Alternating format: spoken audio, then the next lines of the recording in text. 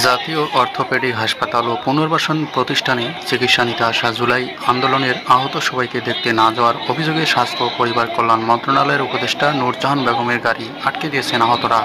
এক পর্যায়ে তারা ক্ষুব্ধ হয়ে উপদেষ্টার গাড়ির উপর উঠে পড়েন।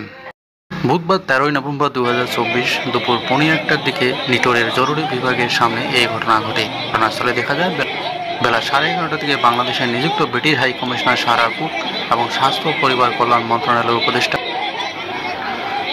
নূরজাহান বেগম নিটোর পরিদর্শনে আসেন। তারা চতুর্থ তলার পুরো ওয়ার্ড প্রায় 1 ঘন্টার বেশি সময় নিয়ে ঘুরে দেখেন এবং চলে যেতে চান, কিন্তু 3 তলার ওয়ার্ডে থাকা আহতদের দেখতে না যাওয়ায় তারা ক্ষোভ প্রকাশ করেন। নিচে এসে স্বাস্থ্য মন্ত্রণালয়ের একটি গাড়ি আটকে দেন ওই আহতরা।